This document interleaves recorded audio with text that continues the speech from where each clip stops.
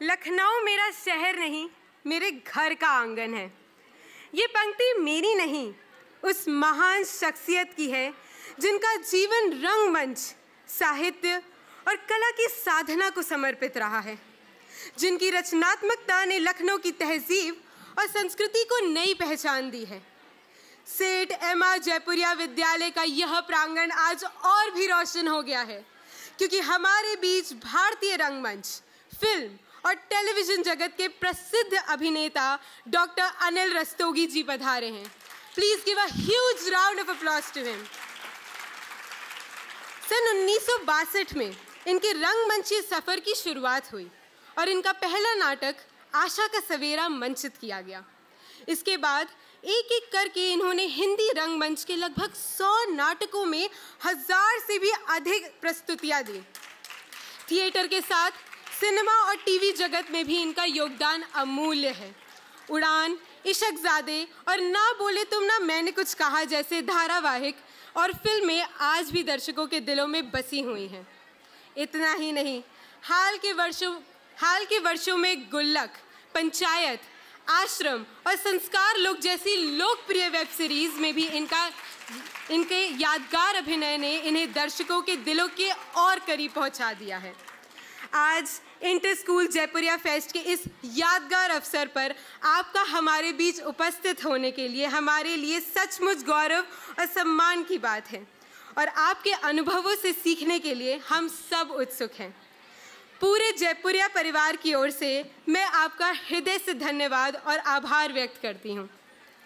Now, I would like to invite our chief guest, Dr. Anil Rastogi, on the stage and request our principal, Ma'am Promni Chopra, Vice Principal Academics, Ma'am Deepa Wahi, and Vice Principal Administration, Dr. Anupam Vidyarthi, sir, to kindly felicitate him.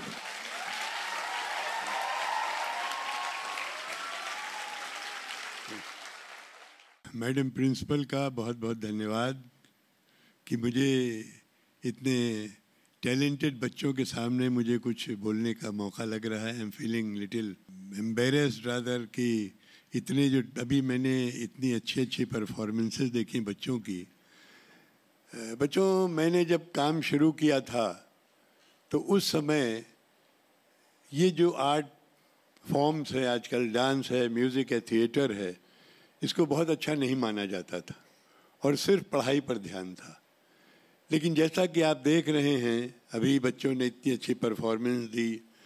जो नाटिका की थी अभिमन्यु वध या द्रौपदी का चीरहरण, फिर उसके बाद बच्चों ने म्यूज़िक की परफॉर्मेंसेस दी, तो देख करके मुझे बहुत अच्छा लगा, क्योंकि मैं बहुत सालों से इस चीज़ को प्लीड कर रहा हूँ कि जो स्कूल कॉलेजेस हैं उनमें भी जहाँ पर साइंस के कोर्सेज, कॉमर्स के, आर्ट्स के कोर्सेज होते हैं, वहाँ पर परफॉर्मिंग आर्ट्स के भी कोर्सेज होने चाहिए। क्योंकि परफॉर्मिंग आर्ट आज सिर्फ एक इंटरटेनमेंट का साधन ही नहीं रह गया है, बल्कि इसमें भी बड़ी क्रिएटिविटी है।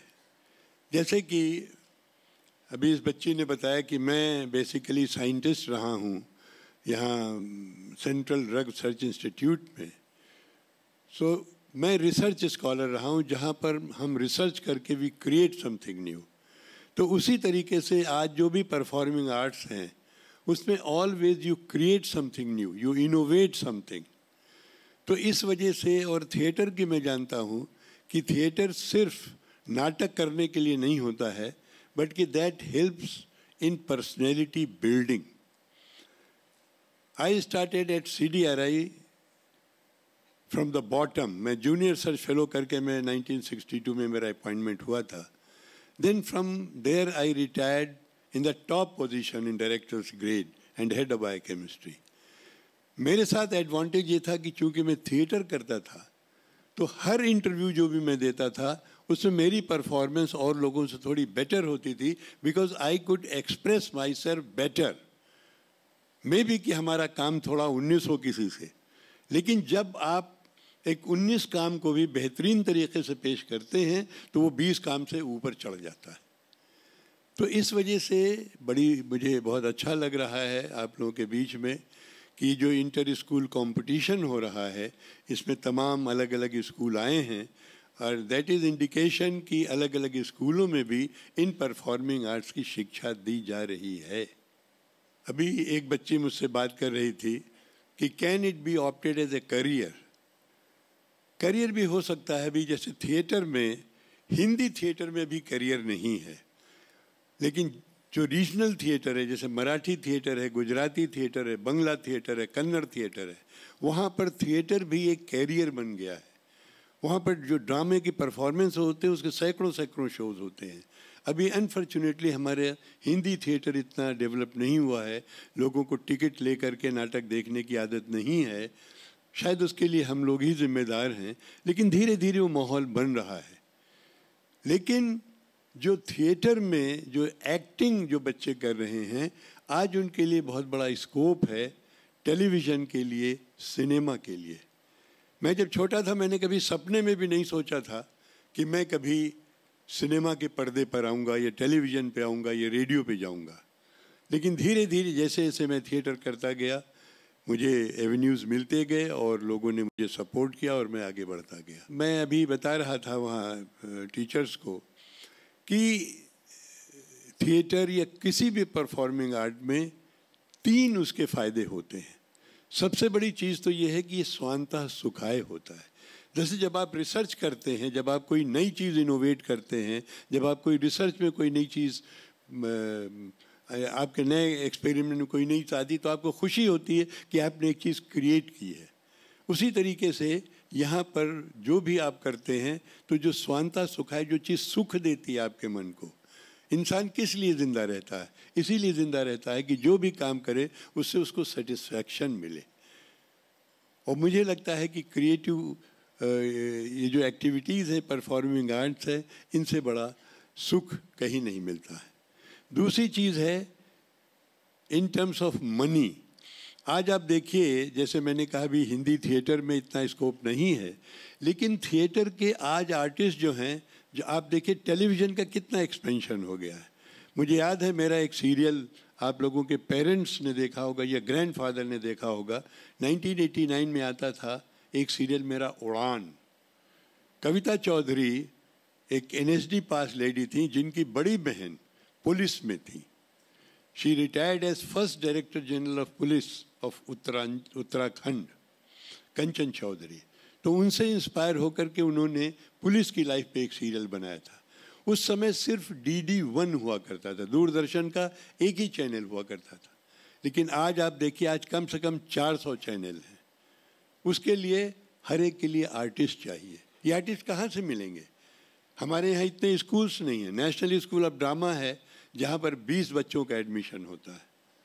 कल मैं भारतीय नाट्य अकेडमी में एक इंटरव्यू में था, वहाँ साल भर में 20 बच्चों का एडमिशन होता है। तो ये टैलेंट कहाँ से आती है? ये टैलेंट ऐसे ही आती है जब इन स्कूल कॉलेजेस में भी ये कोर्सेज होंगे, तो यहाँ से जो बच्चे निकलेंगे, ये जो वर्कशॉप्स अटेंड करेंगे, तो वहाँ से जो बच्चे निकलेंगे, भले ही उनको थिएटर में आज एक रेवेन्यू न जनरेट हो, लेकिन थिएटर में जो ट्रेनिंग होती है, आज आप देखिए जितने भी बड़े बड़े आर्टिस्ट हैं, they are all from theatre. चाहे आप नवाजुद्दीन को देखिए, राजपाल यादव को देखिए, मनोज बाजपेयी को देखिए, ये जितने बड़े बड़े नाम हैं, they all have come from theatre. So theatre की ट्रेनिंग जो है वो आपको एक्टर बनाती है, जो भले ही आपको थिएटर में रेवेन्यू जनरेट करके दे, लेकिन जब आप सीरियल्स में जाते हैं, फिल्म्स में जाते हैं, that generates revenue also for you. और आपको पता है आज जो टेलीविज़न आर्टिस्ट हैं उनकी फ़ीस कितनी होती है, लेकिन उसके लिए ज़रूरी है कि आप में टैलेंट होना चाहिए और उस टैलेंट की ग्रूमिंग अच्छी होनी चाहिए, जो कि आपके टीचर्स या आपके कॉलेजेस करते हैं। आज एक एक आर्टिस्ट मिनिमम जो है 5,000 से 10,000 रुपये पर डे लेता है, और कुछ लोग तो हैं 1-1, 2-2 लाख रुपए पर डे लेते हैं। अब आप सोचिए जब वो 25 दिन काम करेंगे किसी सीरियल में, तो कितनी उनकी आमदनी होती है। और जो तीसरी चीज़ है जो सबसे बड़ी सेटिस्फाइंग है, वो है जो आपको रिकग्निशन मिलता है, जो आपको पहचान मिलती है। एक एक्टर जो है या एक सिंगर जो है या डांसर जो है, उसको एक नॉर्मल जो लोग होते हैं उनसे थोड़ा अलग देखा जाता है कि इसके में ये टैलेंट है। आपको देखने के लिए लोग आते हैं, आपको देख करके, तो वो जो आपको सेटिस्फैक्शन मिलता है, जो संतोष मिलता है, मुझे नहीं लगता है कि उससे बढ़ के ज़िंदगी में कोई चीज़ हो सकती है। तो सबसे बड़ी चीज़ ये है कि, लेकिन अभी जैसे एक बच्चे ने पूछा था कि क्या कोई अपना और दूसरा कैरियर नहीं होना चाहिए, मुझे लगता है कि शुरू में ये जो एजुकेशन आपकी है, इससे आप कोई ना कोई अपना प्रोफेशन ज़रूर डेवलप करें, कोई ना कोई जॉब ज़रूर डेवलप करें। जैसे आजकल आईटी प्रोफेशनल्स होते हैं, आजकल जब से कोविड आया है वर्क फ्रॉम होम हो गया है, तो एजुकेशन इज़ ए मस्ट। क्योंकि जब आप एजुकेटेड होते हैं, जैसे मैं हूँ, मैं जब थिएटर में काम करता हूँ तो मुझे लगता है कि अगर मेरे सामने कम पढ़ा हुआ अगर कोई एक्टर होता है, I can perform better because I can understand the role in a better way. मैं उसको एनालाइज ज़्यादा अच्छी तरीके से कर सकता हूँ because of my education. So there is no replacement of education. पढ़ाई तो आपको करनी ही करनी है, लेकिन अगर आप में ये कोई भी टैलेंट है, मैं हर स्कूल कॉलेज में कहता हूँ, पेरेंट्स को कहता हूँ कि अगर आपके बच्चों में टैलेंट है, उसको ग्रूमिंग करिए, उसको आगे बढ़ने दीजिए। आज आप रियलिटी शोज़ होते हैं टेलीविज़न में, देखिए कितने छोटे छोटे बच्चे आते हैं। आप अगर आंख बंद कर लें तो कभी कभी लगता है जैसे आप लता मंगेशकर जी को सुन रहे हैं, छोटी बच्ची की आवाज़ से। इसी तरीके से एक्टिंग में नए नए बच्चों को मैं देखता हूँ आ रहे हैं। अब टेलीविज़न जब इतना एक्सपेंशन हो गया, अब OTTs का ज़माना आया है। आप देखिए कि कितने वेब सीरीज़ नए नए आने लगे हैं। तो आज ये एक बहुत बड़ी इंडस्ट्री हो गई है। किसी ज़माने में ये सब मखौल की चीज़ें समझी जाती थी, कोई एनकरेज नहीं करते थे पेरेंट्स बच्चों को भेजना। हमारे यहाँ मुझे याद है कि हमारे इलाके में एक साहब मुंबई चले गए थे, तो उनको कहा जाता तो मुंबई भाग गए हैं। It was never considered to be good. लेकिन आज ये बहुत ही ल्यूक्रेटिव, बहुत ही इंटरेस्टिंग, बहुत ही क्रिएटिव प्रोफेशन हो गए हैं ये परफॉर्मिंग आर्ट। तो अभी देख करके मुझे बड़ी खुशी हुई कि जो कई इंस्टीट्यूशन जो यहाँ पर भाग ले रहे हैं, उनके इस टाइप की ट्रेनिंग दी जा रही है। और एक चीज़ और मैं कहना चाहूँगा कि टाइम मैनेजमेंट बहुत इम्पॉर्टेंट होता है। जैसे मेरा थिएटर कैरियर लगभग उसी समय शुरू हुआ जब मैंने MSc में एडमिशन लिया। तो मेरा theatre career almost it ran parallel to my scientific career. But in science also मैंने कभी साइंस को थिएटर पे नहीं हावी होने दिया और थिएटर को साइंस पे नहीं हावी होने दिया। You have to be honest to your profession also. So this is question of management of time, how you manage it. You have to put extra efforts for it. और जब आप extra efforts करेंगे, अपने दिमाग को संतुलित रखेंगे, ढंग से सोचेंगे, तो I am sure you can use your talent also and you can be good in your education also. पहला मेरा यादगार समय हुआ जब मुझे उड़ान सीरियल करने के लिए ऑफ़र मिला। मैं थिएटर 1961 से कर रहा हूँ, रेडियो में मैं 1971 में आया, टेलीविज़न में मैं 1975 में आया, और ये उड़ान सीरियल 1989 में बनाया गया था। इसी मैं लोकल टेलीविज़न पे काम करता था, लेकिन लोकल टेलीविज़न की जो व्यूइंग थी वो सिर्फ लोकल एरिया में थी। लेकिन जब नेशनल के लिए उड़ान सीरियल मेरा बना, that gave me national recognition. आप यकीन नहीं करेंगी कि मैं एज ए साइंटिस्ट मैं कंट्रीज़ के दूसरे हिस्सों में जाता था जहाँ मेरी बायोकेमिस्ट्री की मीटिंग्स कॉन्फ्रेंसेस होती थी। कहीं मैं एग्ज़ाम लेने जाता था, कहीं मैं लेक्चर देने जाता था, कहीं मैं मीटिंग्स में हिस्सा लेने जाता था। तो वहाँ लोगों को यकीन नहीं होता था कि मैं उड़ान सीरियल का बशीर अहमद हूँ। तो वो जो पहचान आपको जो मिलती है, वो जो सेटिस्फैक्शन देती है, आपको खुशी देती है, when people start identifying you as a lecturer, as a speaker and as a artist also, तो वो जो खुशी आपको मिलती है, that is I think that is something very big. दूसरा मेरा मौका आया जब मुझे फ़िल्म इशक़ज़ादे करने के लिए मिली। पता नहीं आप में कितनों ने फ़िल्म देखी है। इशक़ज़ादे अर्जुन कपूर की फ़िल्म थी, जिसमें वो पहली परफॉर्मेंस, उनकी डेब्यू फिल्म थी, और परिणीति चोपड़ा उनकी सेकेंड फिल्म थी ये। तो उसमें जब मुझे रोल करने को मिला तो मुझे नहीं मालूम था कि मैंने कोई बहुत अच्छा रोल किया है। मैंने जैसे एक एक्टर काम करता है मैंने किया, लेकिन उसकी वजह से मुझे बॉम्बे बुलाया गया। बॉम्बे में उस समय एक सीरियल आता था, मैं बात कर रहा हूँ 2013 की बच्चों, एक सीरियल कलर्स चैनल पे आता था, न बोले तुम न मैंने कुछ कहा। जब मुझे वहाँ से ऑफ़र आया, लोग बम्बई जाने के लिए उस समय तक तड़पने लगे थे कि मुझे बम्बई जाना है और जा कर के स्ट्रगल करते थे, but I got a call from Mumbai कि हम साहब आप चयन करते हैं और आपको हमारे यहाँ रोल करता है. So that was again a very pleasant moment for me. और ये शायद उसी का नतीजा है कि मेरी बॉलीवुड में एंट्री, मैं लखनऊ में रह कर के मैं कुछ फिल्में कर चुका था, लेकिन आज जो मेरी इतनी फिल्में हो गई हैं वो सिर्फ इस वजह से कि मैं 5 साल जब मुझे बॉम्बे बुलाया गया, मैं बॉम्बे गया और मैं बॉम्बे में रहा 5 साल. इस बीच में मैंने बहुत काम किए. मैंने टीवी कॉमर्शियल्स भी किए, जैसे कौन बनेगा करोड़पति का मेरा एक टीवी कॉमर्शियल बहुत पॉपुलर हुआ. उसकी थीम थी कि यहाँ पैसे ही नहीं दिल भी जीते जाते हैं. ये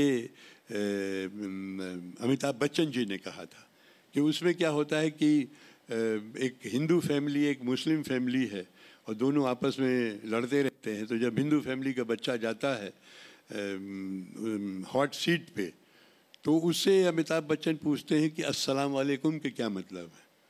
और वो कहता है मैं तो फ़ोन अ फ्रेंड करूँगा. वो फ़ोन अ फ्रेंड करता है अपनी वो मुस्लिम फैमिली के लिए.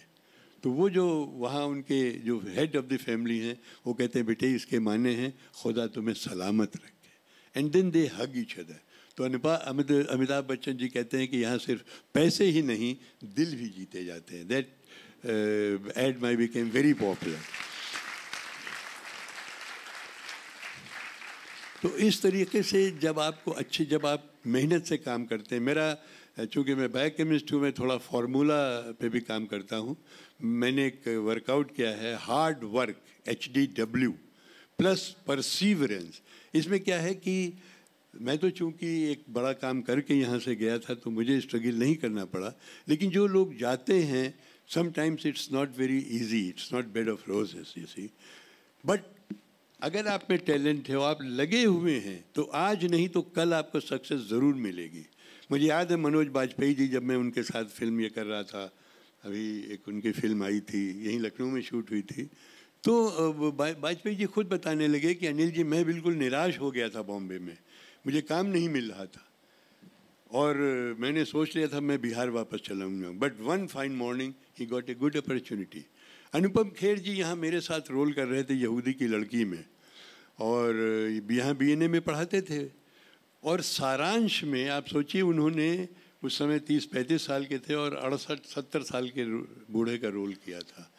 तो उन्होंने बताया, उनका एक प्ले भी था मैं कुछ भी हो सकता है, उसे उन्होंने बताया कि कई बार महेश भट्ट जी ने उनको बुलाया और बुला के वापस भेज दिया. तो एक दिन वो लिटरली जब लास्ट टाइम जब बम्बई से लौटने लगे तो बहुत निराश होकर के बहुत कि ठीक है मैं बम्बई आऊँगा ही नहीं. और वो महेश भट्ट जी की खिड़की के सामने तमाम उल्टा सीधा उनको सुनाया, तू मुझे इतनी बार बुला चुका और कुछ काम नहीं देता है. तो उन्होंने कहा तुम वापस क्यों जा रहे हो भाई, मैंने तो तुम्हें चुन लिया है. और आज देखिए अनुपम खेर जी कितने बड़े एक्टर.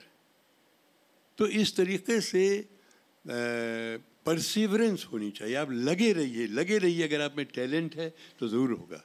तीसरा है प्लस टैलेंट. टैलेंट का होना ज़रूरी है. आपके टैलेंट की ग्रूमिंग की जा सकती है, लेकिन अगर किसी में टैलेंट नहीं है तो आप उसमें टैलेंट डाल नहीं सकते हैं. यूजुअली होता ही है कि जब भी कोई भी बच्चा पैदा होता है कुछ ना कुछ टैलेंट ज़रूर होती है, लेकिन उसका लेवल देखा जाता है जब उसकी ग्रूमिंग की जाती है. And all this combined is multiplied by luck. बच्चों लक भी रोल प्ले करती है. I am a strong believer of stars. Stars जो हैं आपके अगर सही हैं तो भले ही आपको शुरू में स्ट्रगल करना पड़े, but one day you will definitely be successful. और जैसा मैंने कहा कि आज आप देखिए फिल्म में जो भी बड़े बड़े कलाकार हैं वो सारे के सारे जो हैं वो सब थिएटर से आए हुए हैं. तो इसी तरीके से आप डांस में देखिए, अभी हमारे कितनी बड़ी बड़ी डांसर्स हुई हैं. अभी मैं कथक की एक परफॉर्मेंस देख रहा था, यहाँ पर बच्चों ने किया था. I mean it's so engrossing. आप जिस फील्ड में होइए आज कितने अपॉर्चुनिटीज़ मिलती हैं.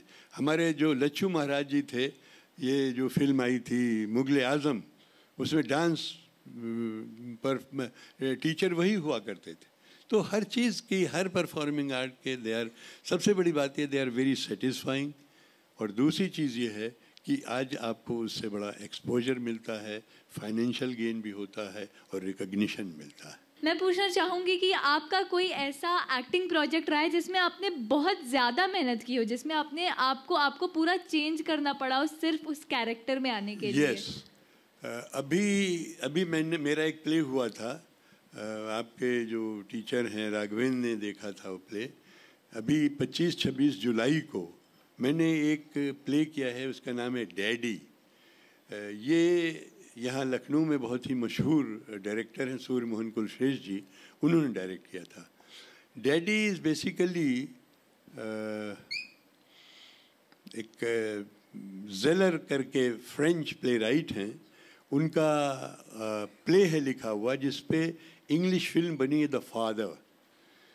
वो मैंने प्ले किया था। वो नसीरुद्दीन शाह जी जो हैं वो इंग्लिश में प्ले बहुत अरसे से कर रहे हैं। It's a very difficult play. It's about the father and daughter relationship of A dementia patient, कि एक पेशेंट जो डिमेंशिया से सफ़र कर रहा है, how his family suffers, how his daughter is suffering, जो कि अपनी एक अलग लाइफ लीड करना चाहती है। अब मैंने डिमेंशिया पेशेंट को देखा भी नहीं है, न मैं उसके बारे में कुछ जानता हूँ। So I had to develop that character by reading, bye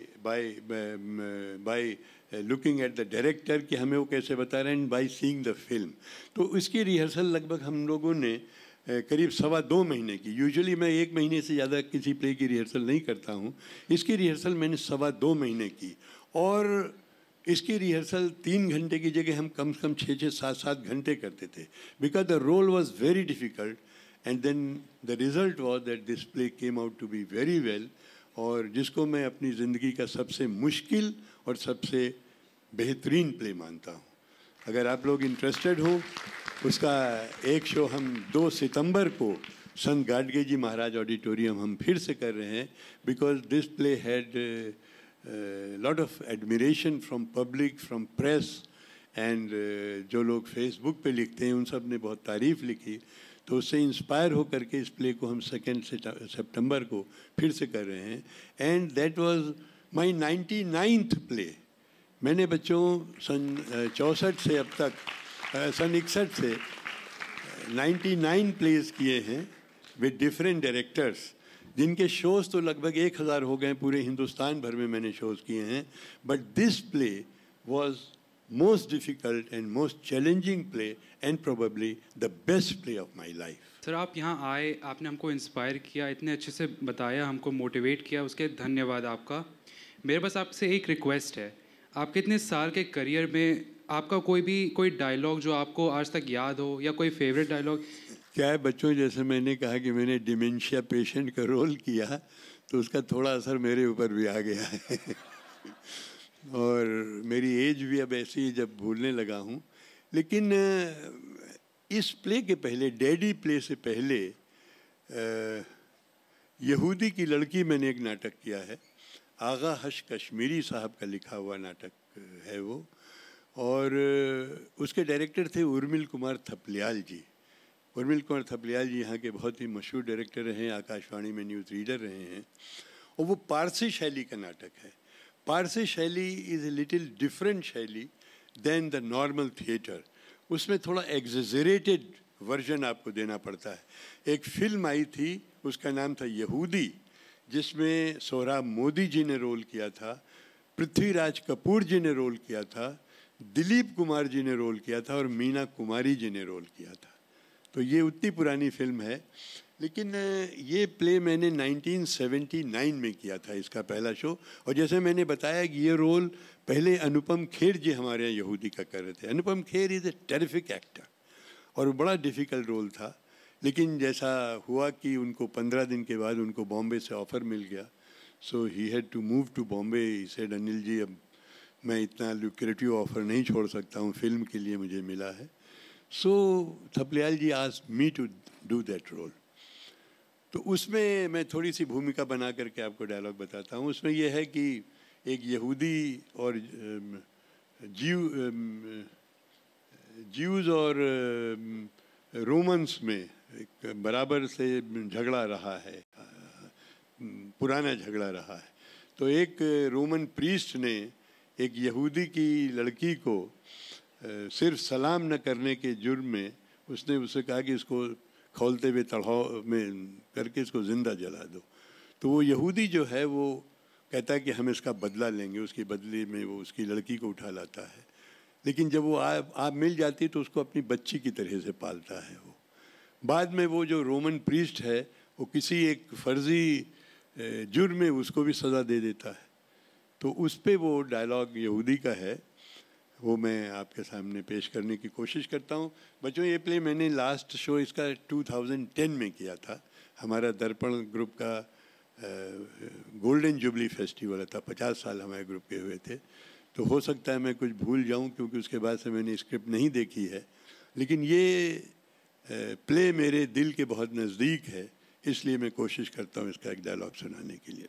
वो रोमन सरदार से कहता है कि ठीक है, तुम इस लड़की को भी कह रहे हो कि खौलते तेल के कढ़ाव में डाल दिया जाए, उससे पहले मैं तुम्हें कुछ बताना चाहता हूँ।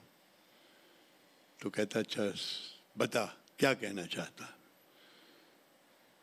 अच्छा तो सुन, रोमा की आतिश ज़दगी से 2 बरस पेशतर का वाकया है कि तूने मैं सलाम न करने के जुर्म में मेरी मासूम बच्ची को उसकी माँ की गोद से छीनकर आग के तंदूर में डाल दिया था। मगर ओ जालिम खूंखार रोमन, उस वक्त जब रोमा के गली कूचों में नेज़े की आग से जलजला अंगेज तलातुम बरपा था, मैं तेरे घर की छत पर चढ़ा और तेरी मासूम बच्ची को जो मुर्दा माँ के सीने से लगी हुई आग की गर्मी से बिलख रही थी उठा लिया और अपनी औलाद बनाकर पाला। मैंने एक मजलूम और कंगाल यहूदी ने, जिसकी मजलूम और बेजुबान बच्ची को तूने आग के तंदूर में जलाया, उसने तेरी शीर ख्वार बच्ची को तबाहकुन आग की लपटों और शोलों से बचाया। सितमगरी से चमन मेरा पाए माल किया, कसाई तूने मेरे खून को हलाल किया। सुलूक मेरा गरेबा में डाल मुंह और देख कि तेरी बच्ची को है सींच कर निहाल किया। तो ये था एक डायलॉग।